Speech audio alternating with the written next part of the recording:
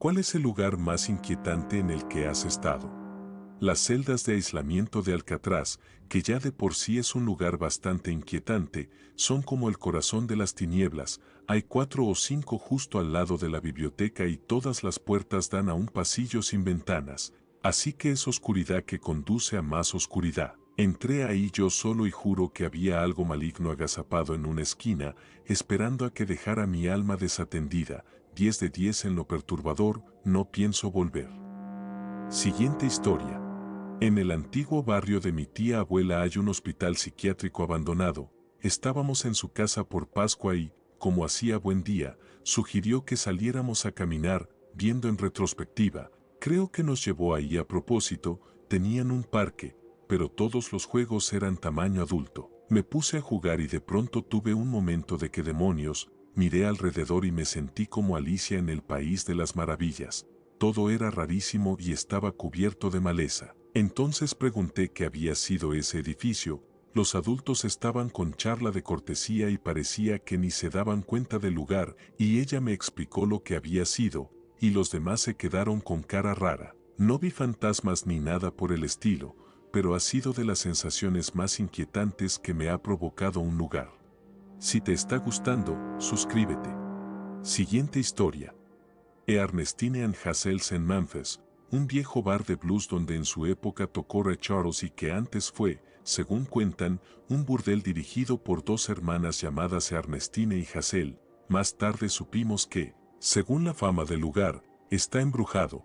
Tomamos unas cervezas y comimos quizá la mejor hamburguesa artesanal que he probado. Subimos al piso de arriba, que seguía pareciendo una antigua casa de huéspedes, con lambrín de madera oscura en paredes y techo, poca luz y cuartos vacíos iluminados con focos tenues, pianos rotos, róculas, muebles raros, escritorios destartalados. El baño de arriba tenía una bañera con patas de garra y una única bombilla roja. Parecía una escena de crimen. Íbamos algo entonados, pero aún así me sentí inquieto. Había una puerta cerrada y se notaba que había alguien dentro. Supuse que sería la oficina o algo así. Al final del pasillo había un bar en la planta alta. Nos quedamos un rato y luego nos fuimos. Unos meses después leí que el dueño, que vivía arriba, y que probablemente era quien vi en esa habitación, se quitó la vida en ese mismo cuarto. Es un sitio muy interesante, pero probablemente no volveré a entrar. Siguiente historia. Un parque infantil en un pueblo llamado Kitimat. He vivido allí 2 veces, una cuando tenía 11 años durante casi 2 años y otra cuando tenía 19 por casi 2 años. Construyeron un parque nuevo en la ladera mientras vivía allí la segunda vez y está embrujado a más no poder. Los juegos son nuevos, pero creo que al romper el suelo para la obra molestaron algo. No sé si fue por alterar el lugar con la construcción o si había algo en el bosque que salió cuando trajeron los juegos, pero es muchísimo. Hay un parque más antiguo a menos de 100 pasos de donde levantaron el nuevo y, por las noches, a mi amiga y a mí nos gustaba caminar y terminábamos en el parque porque estaba bien iluminado y columpiarse siempre sienta bien. La primera vez que notamos que algo pasaba estábamos sentadas en los columpios mirando hacia el parque nuevo. Era una noche completamente quieta, ni una brisa, y alrededor de los juegos a medio construir habían puesto unas banderitas amarillas que empezaron a azotarse como si soplara un viento huracanado, luego se detuvieron y volvieron a empezar varias veces. Una de las cosas que ya estaban terminadas era un puentecito con laterales de cadena que unía la casita con el tobogán y la plataforma donde empezarían los pasamanos. De la nada oímos pasos corriendo y las cadenas sacudiéndose como si alguien atravesara el puentecito. Las dos giramos a la vez hacia el ruido y dijimos que lo habíamos escuchado. Y luego se oyeron risitas. Como nos gusta lo paranormal nos fascinó, así que caminamos hacia el parque nuevo para ver mejor y había sombras corriendo entre los juegos. Las cadenas tintineaban, un columpio se movía y las banderas se agitaban en un viento inexistente. Decidimos irnos por el momento, pero volvimos como una semana después con velitas pequeñas, cuadernos y teléfonos para grabar. Nos aseguramos de ir en una noche sin viento y, como ya estaba terminado y accesible, nos sentamos en la casita, otra vez, sombras corriendo por la zona. Encendimos un par de velitas y las pusimos entre nosotras. Acomodamos los teléfonos y empezamos a hablar. No conseguimos ninguna grabación porque ambos teléfonos se apagaron casi de inmediato, las velas se apagaban y las volvimos a encender. Mi amiga dijo que sentía que ellos les tenían miedo a las llamas, así que dejamos de encenderlas tras un par de intentos. Empecé a preguntar quiénes eran y qué querían y me cayó encima una tristeza y un duelo abrumadores que me hicieron llorar a mares. Mi amiga me dijo que, entre sollozos, yo pedía por mi madre, pero no recuerdo haberlo hecho. No nos quedamos mucho, fue demasiado intenso. Al salir, cada farola se apagaba una por una al pasar nosotras y volvía a encenderse cuando llegábamos a la siguiente. No volvimos en mucho tiempo, la última vez que lo intentamos ni siquiera llegamos a entrar. Ese día había tronado y, cuando nos plantamos en el borde del parque, había más de una docena de sombras negras corriendo como locas por todas partes y nos dieron un miedo tremendo. No sé qué tiene ese pueblo, pero toda la gente que conocí allí tenía alguna historia paranormal. Yo misma tuve muchas experiencias, todo el pueblo es un foco de actividad. Siguiente historia. Estaba de vacaciones familiares en Atlanta, aproximadamente en 1972, fuimos a visitar a unas primas de mi abuela, hermanas gemelas, solteras, de más de 80 años. La casa estaba en un barrio venido a menos y desde la calle parecía abandonada, el jardín cubierto de maleza, parte del techo hundido, ventanas tapiadas. Por dentro, todo eran antigüedades y muebles de las décadas de 1930 y 1940, deteriorándose poco a poco, y daba la impresión de que no habían pasado un trapo en años. El papel tapiz se despegaba y los retratos antiguos estaban medio caídos. Al mirar desde la escalera hacia el segundo piso solo se veían telarañas y techos colapsados, decían que no subían desde hacía años y definitivamente se oían ruidos de ratas, ellas parecían y vivían como fantasmas, medio desquiciadas, muy educadas y correctas pero con algo raro, y yo,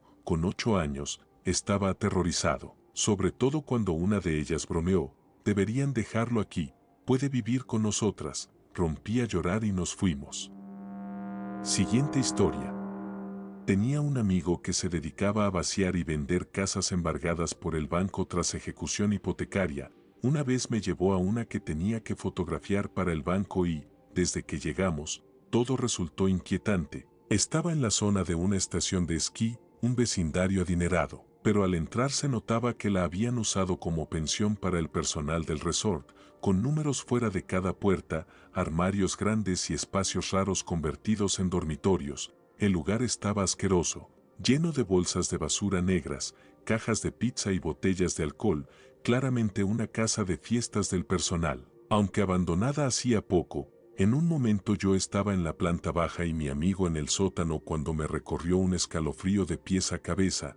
Estaba de pie en la cocina y había un baño al lado con la puerta cerrada, y supe, no sé cómo, que alguien se escondía ahí. Justo en ese instante mi amigo me llamó al sótano. Había encontrado un rincón del fondo convertido en zona para dormir, con un televisor aún encendido mostrando solo nieve y un cuchillo de cocina sobre una caja, junto al colchón. En ese momento me puse directamente detrás de mi amigo, un tipo de unos 193 centímetros de altura y alrededor de 136 kilogramos, y le dije que nos largáramos de ahí ya. Estoy casi seguro de que la casa funcionaba como pensión ilegal para trabajadores del resort sin documentación, y la verdad me dio pena el chico aterrorizado que aún se escondía en el sótano, pero desde luego no quería encontrarlo. Siguiente historia. Forest Haven es un asilo psiquiátrico abandonado en Maryland. Hay letreros de prohibido el paso y, en teoría, guardias que patrullan, pero en la práctica es muy fácil entrar. Estuve ahí hace 2 semanas con mi pareja sentimental, en inglés, Significant Other, explorando y tomando fotos. En la propiedad hay 22 edificios, todos abiertos y desiertos, cubiertos de placas de techo desplomadas, cristales rotos y grafitis. En algunas habitaciones aún queda mobiliario y, si te adentras lo suficiente, todavía puedes encontrar historias clínicas que dejaron cuando cerraron. De hecho, hallamos un montón de expedientes en una sala oscura sin ventanas. Fue surrealista leer sobre un hombre con discapacidad intelectual grave, así lo describía literalmente el documento, lenguaje de época, con antecedentes de esquizofrenia que habla sin parar. Este paciente tenía un resumen manuscrito de una página por cada año que estuvo ingresado y todos empezaban igual. Kenny es un varón blanco de casi 45 años, con discapacidad intelectual grave y antecedentes de esquizofrenia, lleva 5 años en Forest Haven. Solo cambiaban la edad y el tiempo de internación de una página a otra. El primero estaba fechado en 1973 y la última hoja del expediente era un volante memorial impreso que mostraba que murió en septiembre de 1990. El cierre de la institución se ordenó en 1974, pero en realidad no bajó la persiana hasta 1991 y en su último año de funcionamiento hubo 9 fallecimientos. Kenny fue uno de ellos. Lo más inquietante, el expediente al que abría al azar, en medio de una pila de archivos húmedos y enmohecidos, apoyados en la esquina de un escritorio que se caía a pedazos en el sótano de un edificio abandonado, pertenecía a un paciente que compartía el mismo primer nombre y segundo nombre que mi pareja, una coincidencia rara y espeluznante en un lugar frío, húmedo e inquietante. Siguiente historia. Yo también iba a mencionar Forest Haven. 100%, el lugar más aterrador en el que he estado. Los expedientes tirados por el suelo tienen nombres y fechas hasta 1995 y por todas partes hay viales antiguos con restos de sangre y agujas. Es un recinto grande y algunos edificios son muchísimo más inquietantes que otros. Puedo confirmar que no se supone que debas estar allí.